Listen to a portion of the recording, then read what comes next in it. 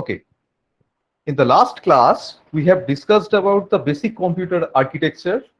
We have discussed briefly about what is a processor, what are the purpose of a processor, how they interact with the memory, very briefly about input and output, and how the data is actually flowing from the input device and becoming an information and getting output in the output device or being stored in the memory. We also discussed about the different program development phases. Uh, Particularly, we specified that we will be concentrating on the coding part. That was the third part of this program development phase.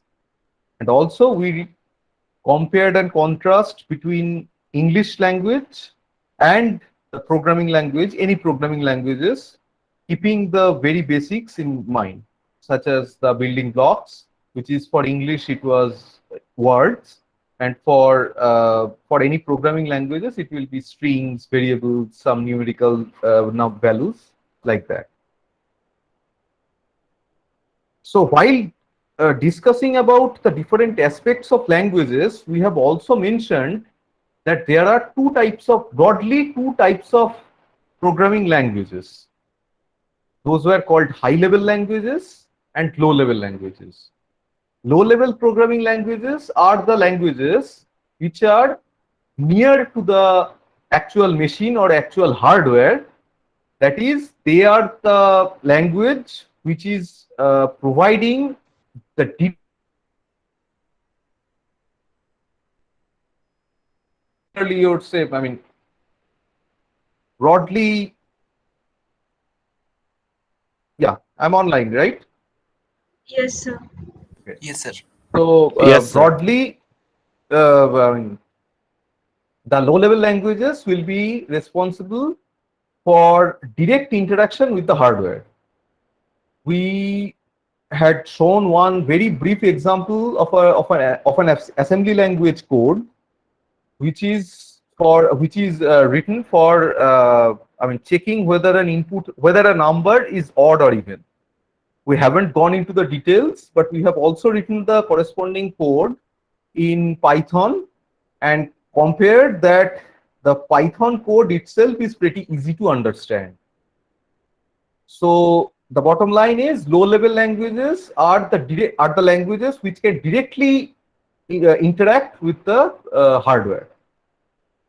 Another is, as I've said, high-level languages, which are basically all the programming languages we will be teaching mostly. I mean, mostly we also, I mean, there are provision of knowing the assembly language as well, because at the end of the day, everything is developed by humans. But high-level languages are easier than low-level languages to be understood by the human beings. So we will be discussing different type of high-level languages in today's class. So from the way a high-level language is transformed into a low-level language and later on executed by the executor, the high-level languages can be divided into two categories. One is compiled languages and another is interpreted languages. Note that I said to transform the high-level language into a low-level language. That means every language, I mean, every program, when it will be executing, the program should be transformed into a low-level languages. Why? Because, as I said, the high-level languages are not understood by the hardware directly. The hardware only understood low-level languages. Particularly, if we go into the root, the correct statement would have been the hardware only understands zeros and ones. In another way, it can be said the hardware can only understand low voltage and high voltage. That is 0, low voltage, and high voltage, say 1. This is basically the binary language. So the hardware only understood binary languages. So basically, for all high level languages, we need to transform languages. Assembly level languages is a type of low level language which can be understood by the hardware. But you can of course say that, I'm saying that zeros and ones are the only language that the hardware is actually capable of reading or understanding. Basically, when the execution happens, the executor, for the executor, it would be easy to transform assembly language to zeros and one as compared to a high level language to zeros and ones. So the bottom line, high level languages should be transformed into a low level language before executing the code.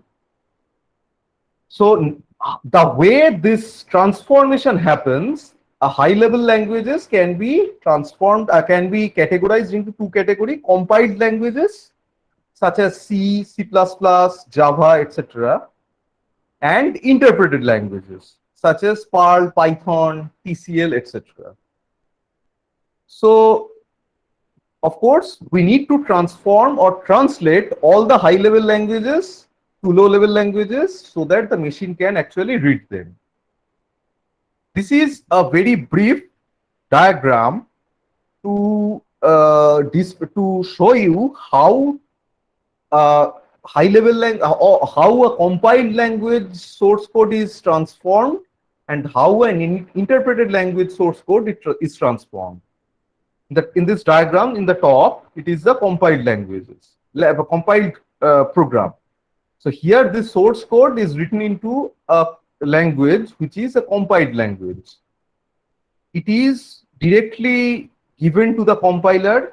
The compiler outputs an object code, and this object code is transferred to the executor, who is actually responsible for executing the source code.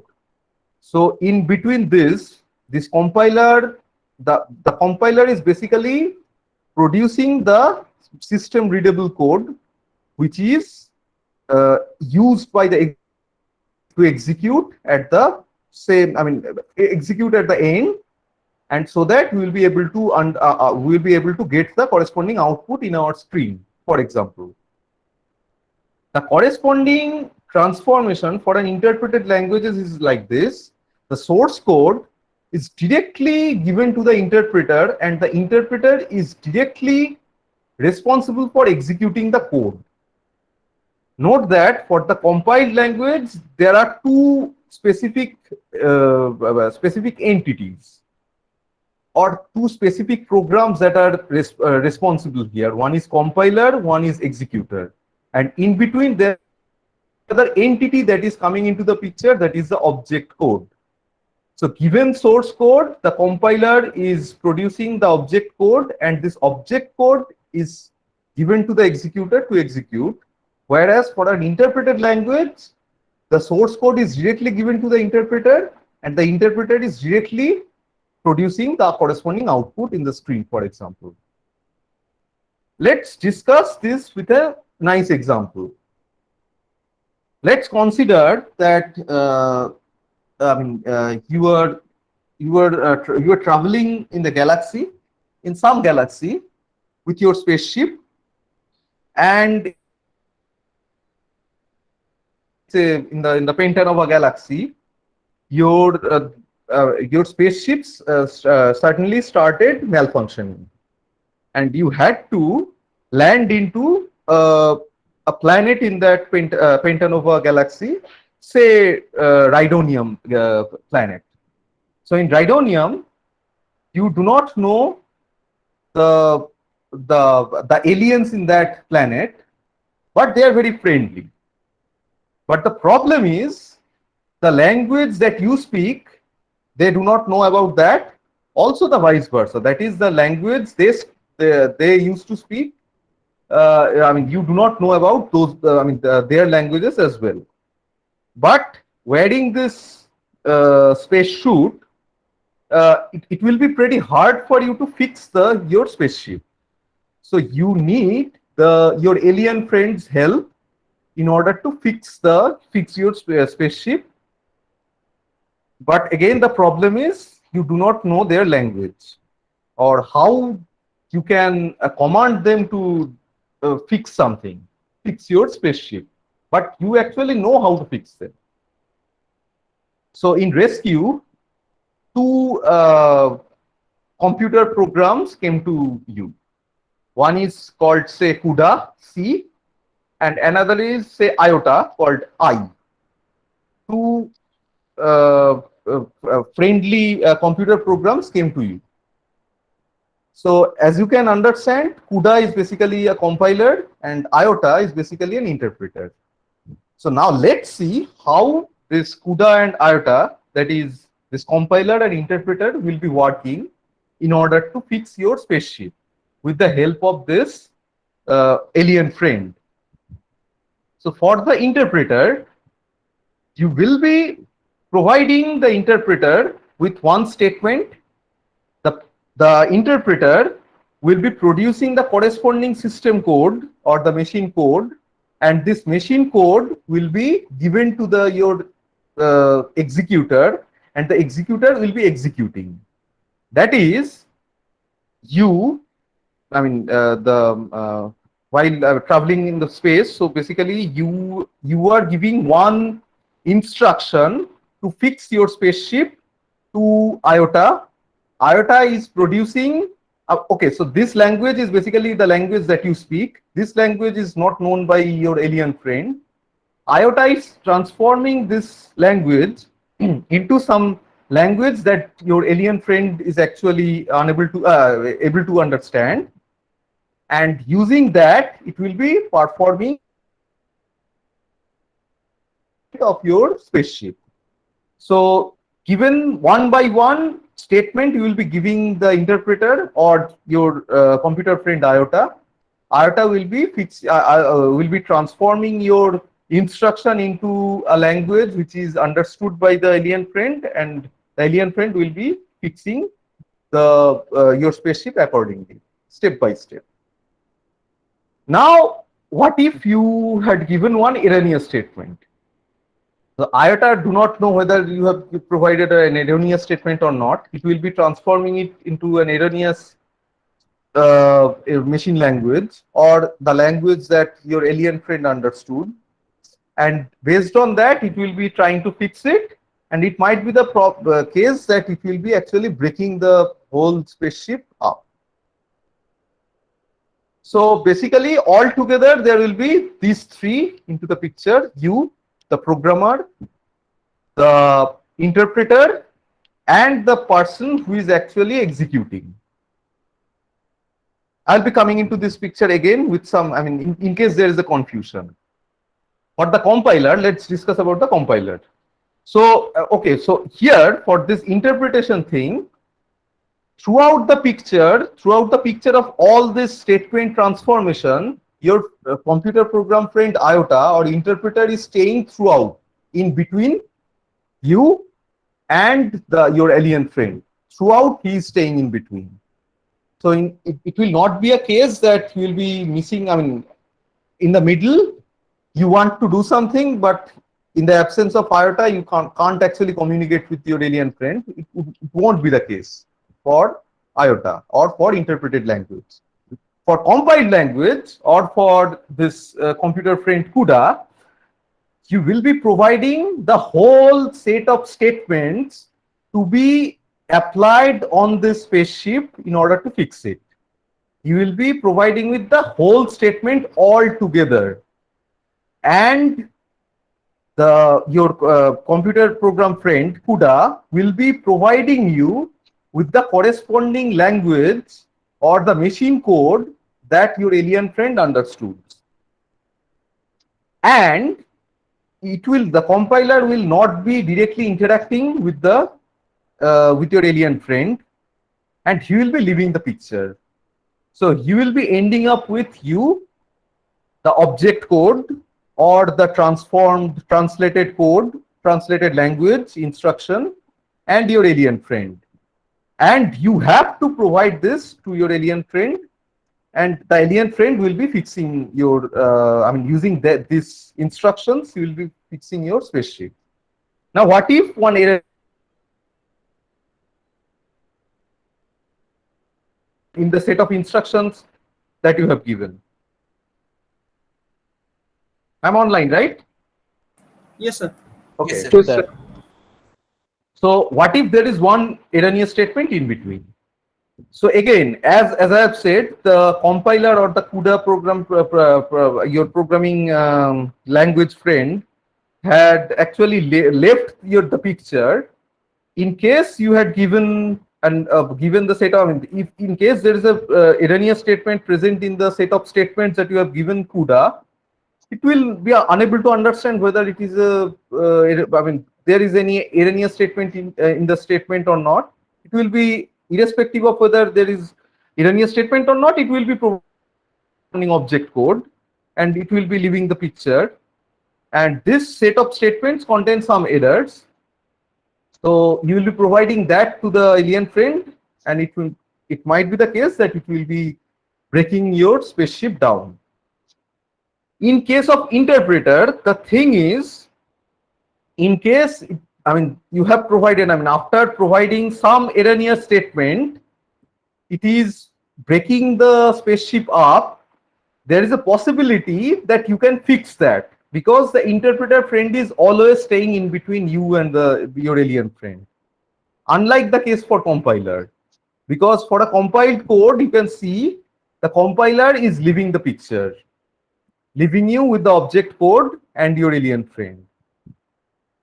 So this is a very naive way or very friendly way of understanding the difference between a compiled language and an interpreted language. So specifically describing the advantage and disadvantage of a compiled language and an interpreted language. Compiled language testing is possible only after the complete execution of the whole code, right? Because compiler, given one statement, one program, it will be compiling the whole code into object code, and using that object code, you need to run them in your machine and see whether it is providing you with the correct output or not. In case of an interpreted language, a partial testing is feasible. How? Because, as I said, an interpreted language will be executed line by line. Again, I am repeating, for a compiled language, if the source code contains 100 lines, the total 100 lines will be transformed into the object code, and using that object code you will be able to execute that. But in case of an interpreted language, suppose there are, say again, 100 lines of code written in some interpreted language, say Python, you will be able to execute them line by line. First line, then second line, then third line, and so on. And in case you encountered an erroneous statement in, say, 55th line, you can, the execution of the line from 1 to 54 is already executed. So you do not need to rerun them once again. You just need to fix the 55th line, the error in that line, and you can actually execute that. The second difference is the compiled language, the object code provided by the compiled language is most of the time platform dependent, but which is not the case for an interpreted language. Now, what is this platform dependence and independence? So you may know, at least you know there are at least two operating systems that you have heard of. One is Windows operating system, and another is either you have heard about Unix or Mac, right? So for a compiled language program, the code, for example, a C code, which is a compiled language programming language, C, a C code written in a Windows machine will not be executing in a Unix machine or a Mac machine.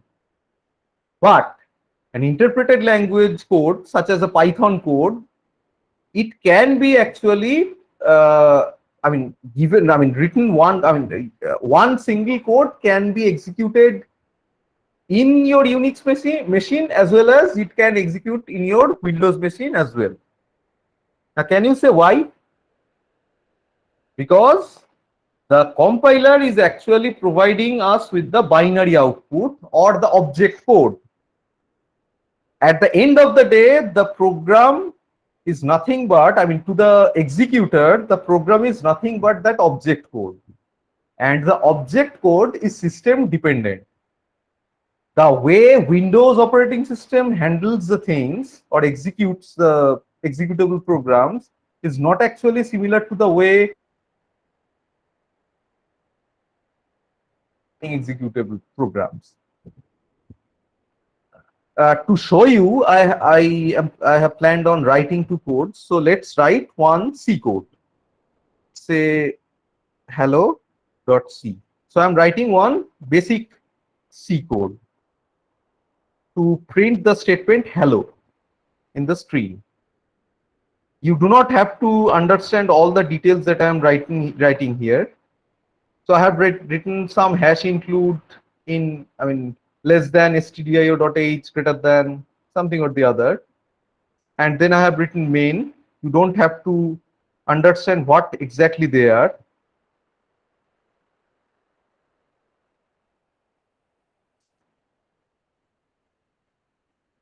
So this is a C code or a code written in C language that will print the statement hello C in the screen.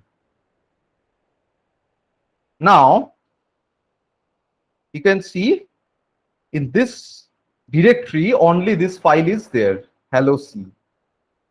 This is the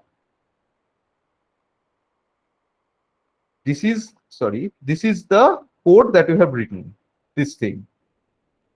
Now you need to compile it. To compile a code, this is, I'm using an Unix operating system. So again, you don't have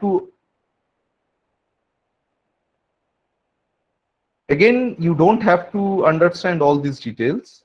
So after this cc, as you can see, it is providing me with a warning because I have actually violated, not actually violated, but there is a restriction that this main thing should be preceded by an int thing.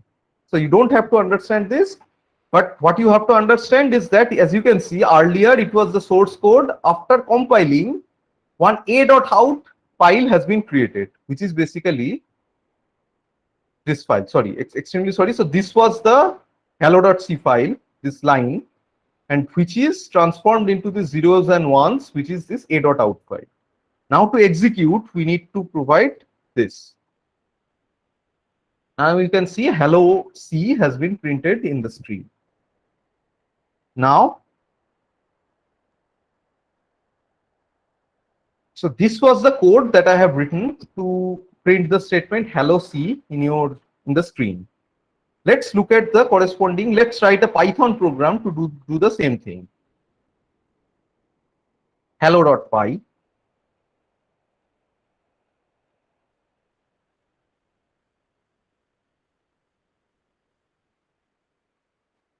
So I have only written print. Earlier I have for this much things. If for Python I have only written a word, say print. Here in bracket I have written the statement that I want to print. Now to execute. So earlier for C, we compiled it first, then we execute it. But for Python, we will be directly using the interpreter, which is Python 3. 3 is the version name. Python version 3. As you can see, this code has been executed. So this is the difference. So as you can see, for doing the same thing in C, I have to write a long code. For doing the same thing in Python, I had only written one line. Now coming back to the picture of differentiating between these two, this code, this a.out file, which was the output of this compilation, I mean after which is produced after compiling this hello.c by C compiler, is actually platform dependent. So this file, if I send you this file, you will be unable to understand this or execute this in your Windows operating system. But if I share you with this hello.py file that I have created here, so don't get confused. I am in the exactly the same directory. That's why the file created here is actually showing here as well. So I'm in the same directory. So if I provide you with this, you will be able to execute this. Why? Because to execute this, you need the interpreter. But to execute this, you need a compiler. So someone say, if I really want to, provide you with a code that will be printing this hello C in your screen, what should I be providing you with? Anyone? Sir, only the first portion. I mean, before the getting it into the compiler. Provide you with the source sir. code. So this is source code. Correct. So I need to provide you with the source code. The same is not actually, for interpreted language, as you can see, I'm also, to transfer the corresponding thing to you, to transfer the corresponding program to you, I'm also sending the source code. There are certain platform dependent rules that will be given one code written in which is actually providing you with the output in a Windows machine, might not be working directly in a machine running Unix operating system.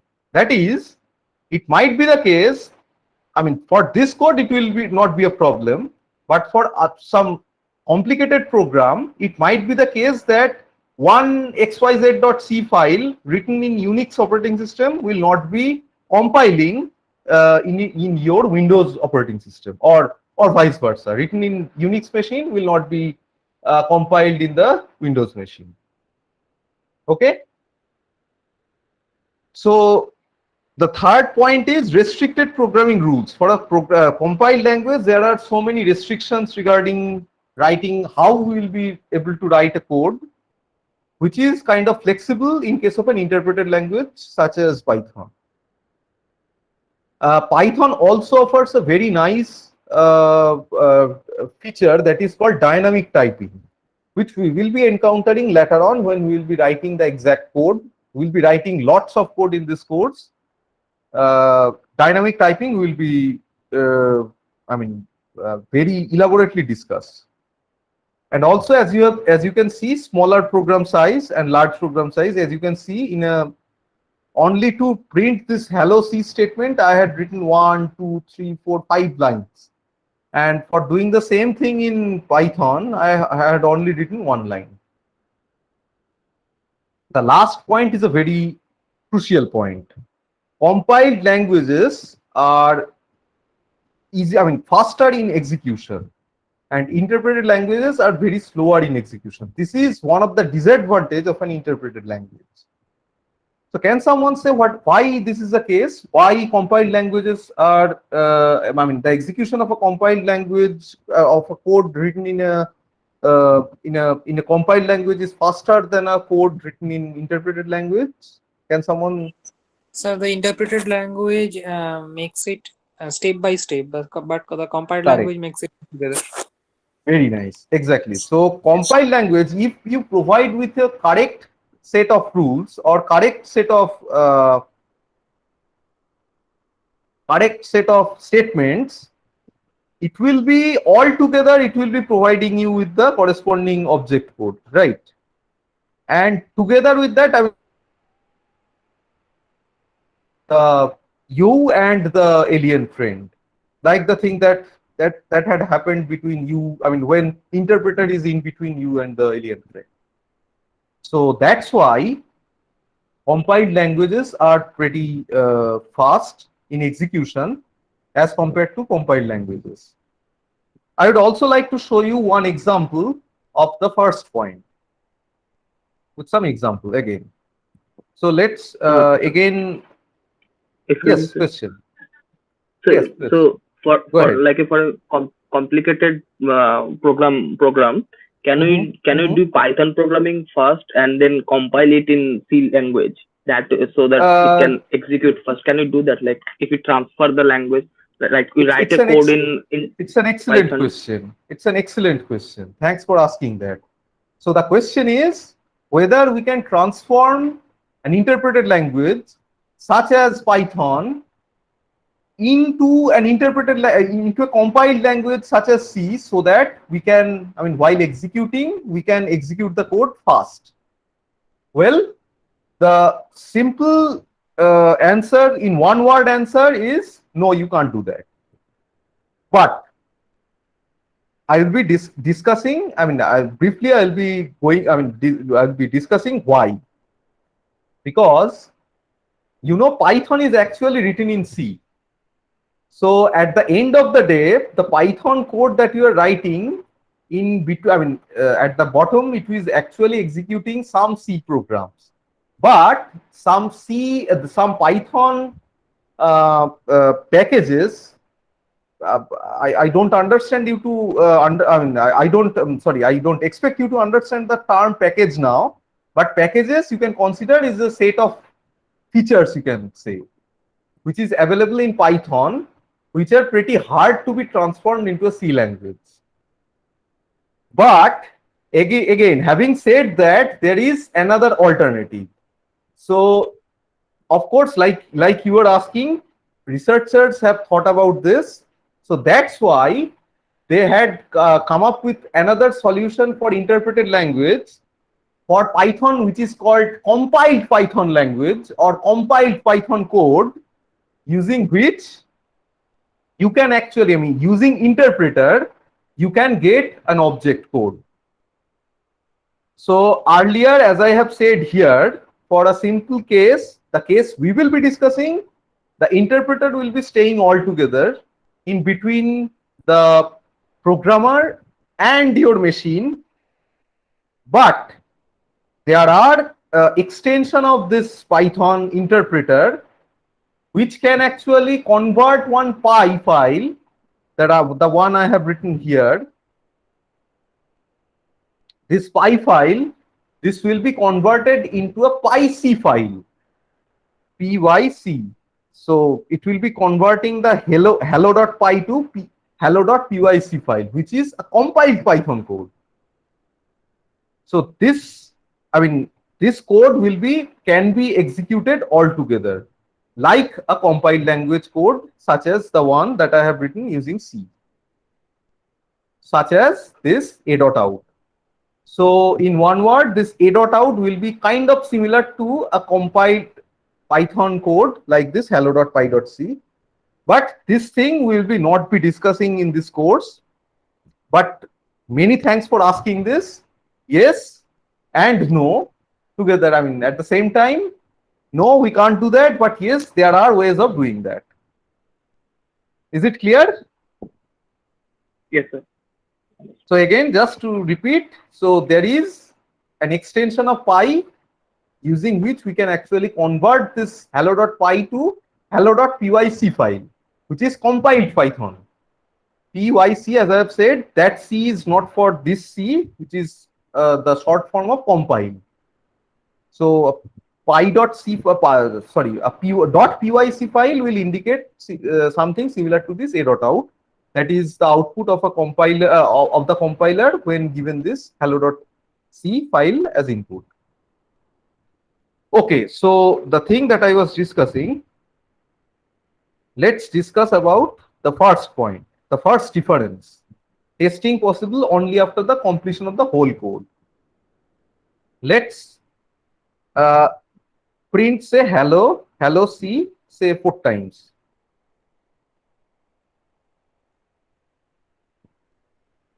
Say, sorry, 2, 3, 4. And let's do the same thing here. So basically what we need to do,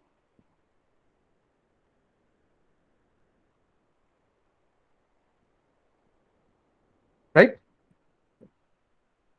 So now if I execute this,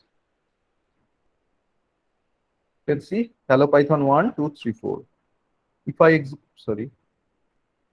Hmm.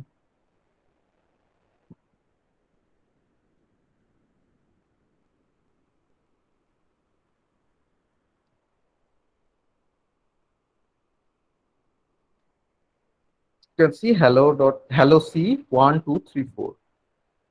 This is the output. Now let's say I have falsely written one statement. I should be writing printf, but one statement in the third line, I have wrongly written print. I missed the F. If I try to compile this file again, as you can see, it is giving me one error. So it is saying that print is missing. And it is showing me some warning that did you mean printf? Let's look at the same thing. So basically, as you can see, now if I execute this code in the object code that was, so as you can see, the object code has also been deleted. So this hello.c is now an erroneous code.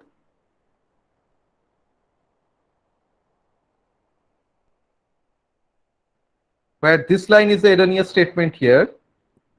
So if I compile this, even the last object code that was there was also deleted. That's why I'll be unable to compile this unless the whole code is correct. Now let's look at the same thing in the Python case. Writing print, I have written print, P-I-N-T. Now if I execute this, you can see the first and second line was executed. And in the third line, the error had encountered. So that's why it is giving me the error.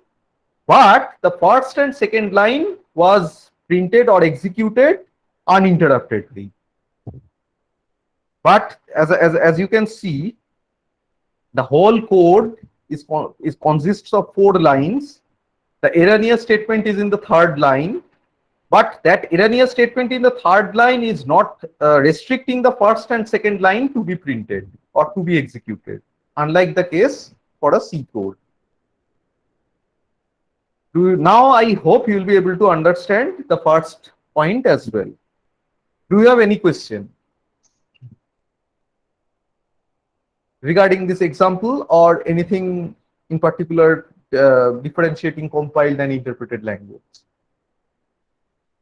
Sir, after, Anyone? After Yes. getting that result in Python, so can we solve that mistake? I mean, it was showing. Yeah, I mean, as you can see, these 2 lines are executed. The corresponding output we are seeing. So the third line. So basically, we are expecting to print 4 statements, but erroneously we have used a wrong function call. This print is a function. We'll be discussing this later. We have used a wrong function call. So now you can see, so we were expecting 4 print statements or 4 statements to be printed in the screen like this. Hello Python 1, hello Python 2, 3 and 4. But here, after executing this erroneous code, you can see the first 2 are expected as it is, but there is no hello Python 3. So now from this output, we will be able to understand there is line or there is something wrong in between this line and this line, because so also let me give you another. So why I am saying that something is wrong in between them. So let's say all these 4 statements are correct, but in between, say I have written something gibberish. Okay, now if I execute it, hello Python 1 executed, hello Python 2 executed. in between the third line, I mean, here in line, also the interpreter is showing the exact line number as well. So in line 3, it is encountering some erroneous statement. So that's why even though the rest of the statements are correct, as I am encountering one error, it is restricting the rest of the statements to be executed, but it is not restricting the statements which are above it. So again, coming back to your question, looking at the example, looking at the error message, definitely we will be able to fix the error just by, I mean, it would be an easy thing to do, right? But in case of a C language or in case of a compiled language such as C, sometimes, although this is a very easy fix, I mean, also the compiler is actually suggesting us with the corresponding function statement. For a complicated, longer code, it is very hard to actually detect one error. But for Python, it is pretty easy. The Python interpreter will always be providing you with error messages which are very easy to understand. Also, another thing I'll be briefly mentioning here, which will be, there is a separate topic on this, which we'll be discussing later on, is, as you can see, this statement, the presence of this statement is not, the statements above it to be executed, but it is causing an error which is not allowing the statements below it to be executed. There are ways of fixing this. So in case there is one erroneous statement, we can kind of handle them. I'm saying the word handle because this is called error handling.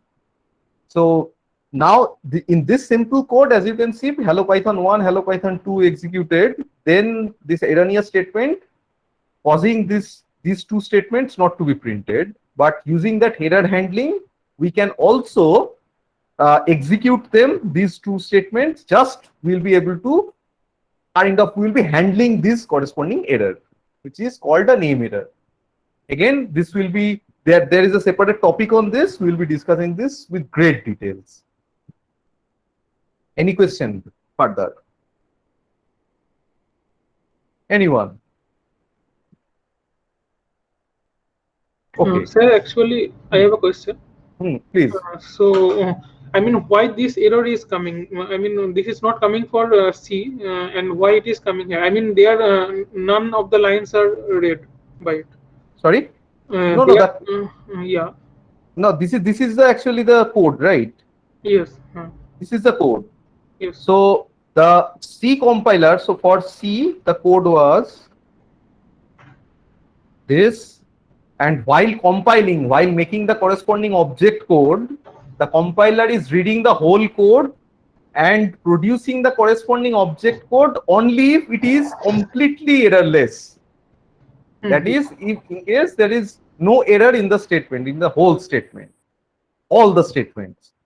But in case of this interpreted language, particularly for this Python example, it is executing these statements line by line. First, this line is executed, then this line is executed, then the third line. While executing the third line, it is encountering an error. That is, the Python interpreter is unable to understand what this is actually corresponding to. So that's why it is providing us with the error. Does it help you to clear out the? Actually, No. I am telling that whether Python is also sending some binary information to the system about that.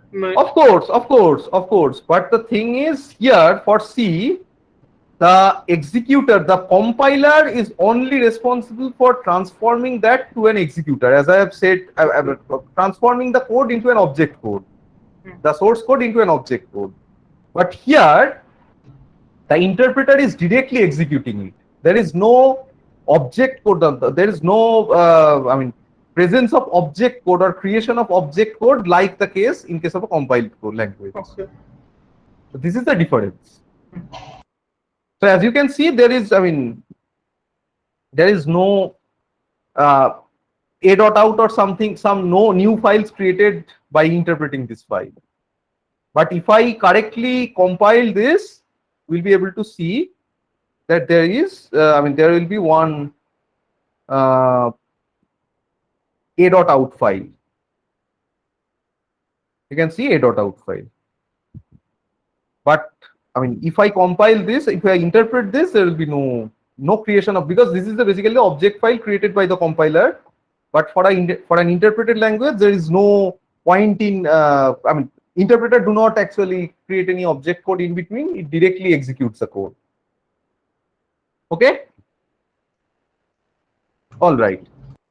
So from another point, a high-level language can be considered, can be categorized into some other languages as well, such as structured language, procedural language, and object-oriented language. In structured language, basically a code or a structured language is that which allows you to write conditional statements using if, then, else, which allows you to repeat some fragments of code, which allows you to structure the code in a blocked manner. Also, it allows you to write a set of codes together and form a routine or subroutine, which is also popularly known as functions. So these are the basic features of a structured language. So using a structured language, the main criteria of being a structured language is it should be allowing you to break the whole statement or break the whole program into smaller subroutines or subparts. So basically given, so for example, if you want to make one software which will be taking your, say, username and password pair, and will be showing, say, will be allowing you to enter, say, in your office or say in your ISER campus, and also will be providing you with a cup of coffee, then it can be the case for a structured language. It should be providing you, it should be, allowing the programmer who is designing the code, that should be, they should be able to write different modules, such as one for your password name, username password checking, and another module for another one to providing you with the corresponding cup of coffee. So this submodule division is actually very much needed, or is a feature of a structured language. A structured code should not be using any go-to statement. This is one criteria that should a code written in a structured language should be abiding by. Now, as you can see, I have kind of highlighted or emphasized on this go. So in the last class, we have shown this code statement written in assembly language, which was actually given one number, which was checking whether the number is odd or even. So here in this statement, I have written one statement, say JM.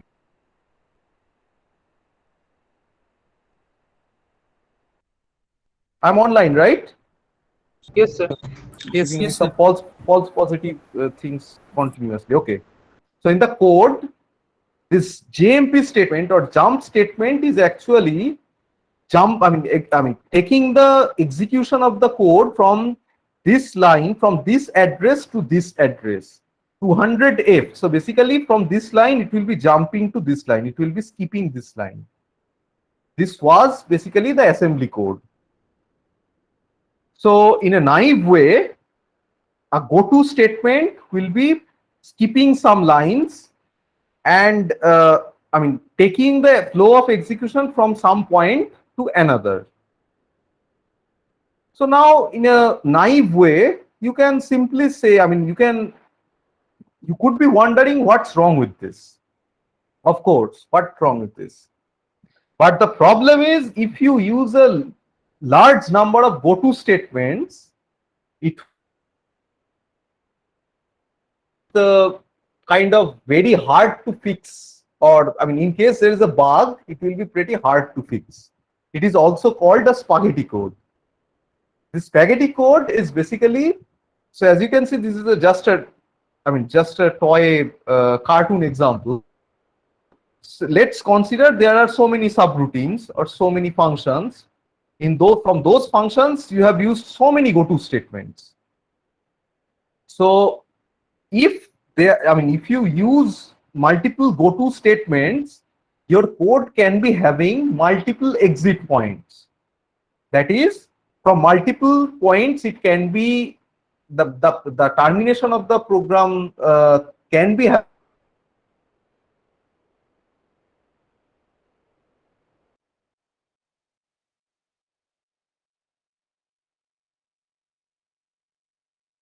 Hello, sir.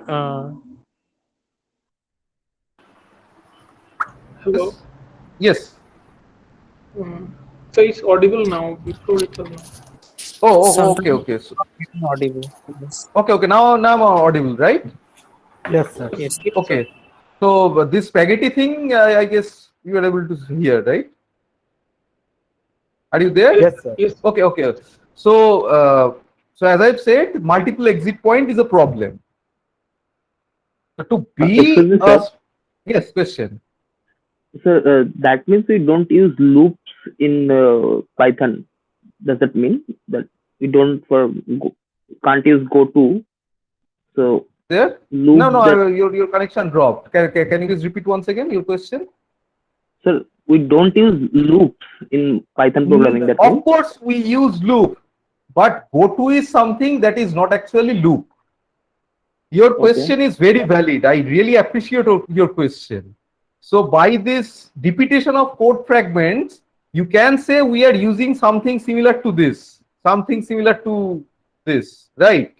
But essentially they are not the same. Using a loop or using a repetition of code fragments using while for loops is actually not using goto statements. Is the confusion clear? So we Yes. will be discussing, of course, we'll be discussing these we'll be writing so many codes using these. But the thing that I was saying is the structured language should not be using a goto statement. Here are some examples of some structured languages like Algol, Pascal, C, and Ada. All these languages can be statements. For example, in C, you can, there are certain criteria, certain situation where using goto statement is a single way of handling some complicated situations. But again, if you use a goto statement, although C is a structured language, you are violating the restriction of a structured language. So the bottom line is C is a structured language until and unless you are not using a goto. So based on the way you are writing your code, it will be either a structured language or an unstructured language. But as I've said, there are some situations where using one goto statement is absolutely necessary. Okay. So another type of programming language is called procedural language. So it is another programming paradigm which is based on procedure calls, similar to the subroutine calls stated here for the structured language. So these procedures can call from one to another, like calling procedure A to B, or from A to A, like calling itself. Some examples, as you can see, Pascal, Fortran, COBOL, Algol, BASIC. So as you can see, Pascal was there as well. So Pascal is a structured language as well as procedural language. Also, C is a procedural language as well.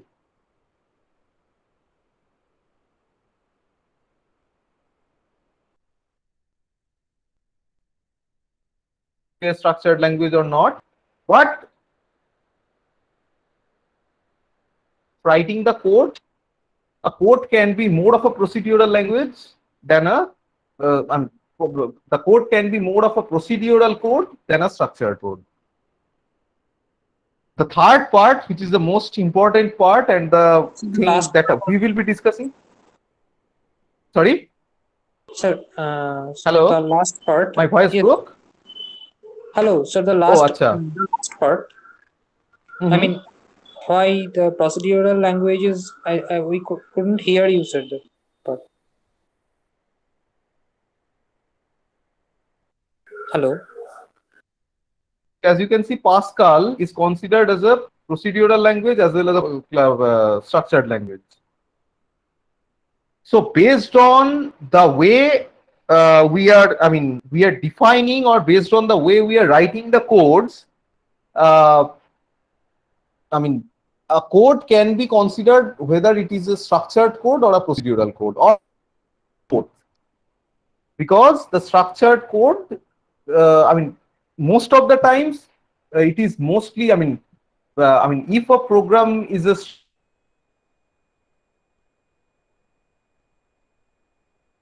code, because all procedural codes are considered as structured codes. Okay. Yes. So now the important part, object-oriented programming language. So in this programming paradigm, all the entities or the components are broken up into objects rather than actions. So in this objects will be containing the data as well as the function which will be working on those data. So again, the objects are basically the pairing of data along with the functions. The Python, as we'll be learning, Python is one of the object-oriented languages. And of course, now you can ask that whether an object-oriented language is a procedural language or an object-oriented language is a structured language or not. Again, for an object-oriented language, for most of the cases, for almost all the cases, procedure given for procedural language and structural languages should be holding. So Python is a object-oriented language. Of course, for Python, we will be writing procedure, we will be writing procedure calls, and also there will be conditional statements and there will be repetition of code fragments. There are certain other criteria or major factors in a object-oriented programming language, that is data encapsulation or data abstraction, inheritance or derivation, and dynamic or runtime binding. We have already encountered these terms, but these terms are new to us. We will be discussing them later on. If we get time, we'll be discussing we'll be writing some code on inheritance as well, but otherwise we'll be just discussing what is inheritance, keeping in mind the Python programming language.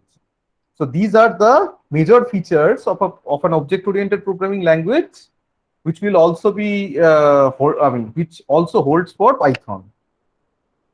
So this was up to today's class.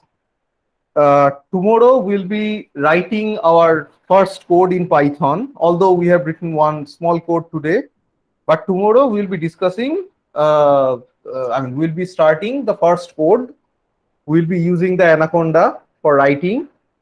For those who will be using smartphones, I'll be sharing you with one video using which you will be able to set up the PyDroid IDE, which is available in your Android Play Store.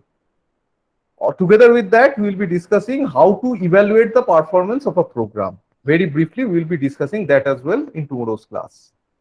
Thank you. Any question?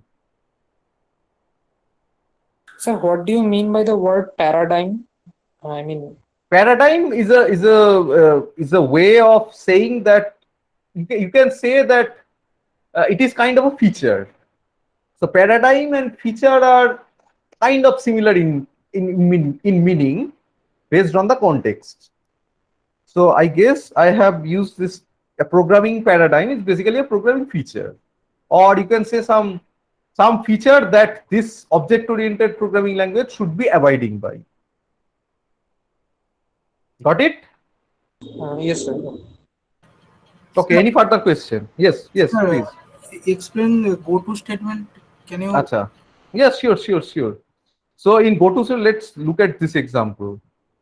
So here, if I execute, so this is an assembly code. So the execution will be going one line after the other. So this is basically loading some value in this memory location. And then it is ending, extremely sorry, this is basically load this value in an accumulator. Accumulator is a part in the processor where we can store some data. You can consider it as a register. ANI 01 means apply AND operation of 01. Basically multiply the value stored in the accumulator with 01. 01 is a value. And based on that, there will be some jump statement. This is also a jump statement. Jump on 0. We will be jumping from here to 200D. From here to here. So these two statements are skipped. If we write in C, we can write code using goto statements as well. Like this, there are two jump statements. One is this JZ, and this is jump. Another straight jump. If I write a fairly large code with so many jump statements or so many goto statements, it will create a code that would look like this. The problem with this, there is no actually problem from the point of view of execution of this code. No, there is no problem.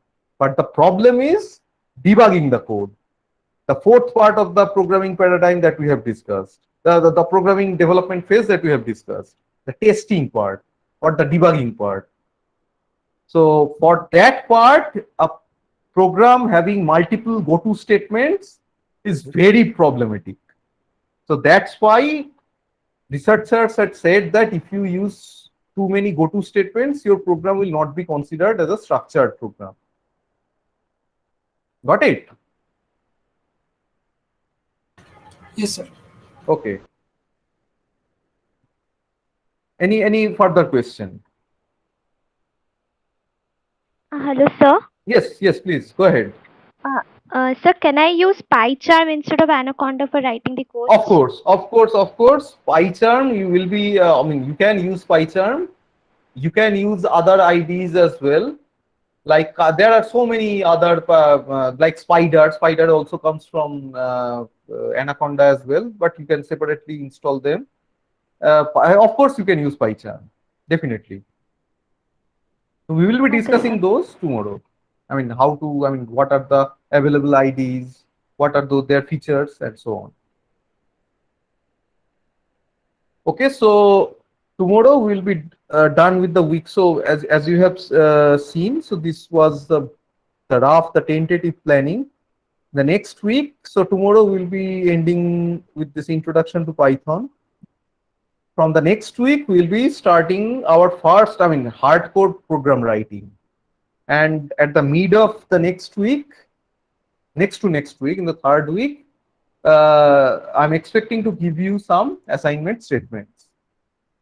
Okay. Thank you so much. If you have any further question, please feel free to ask.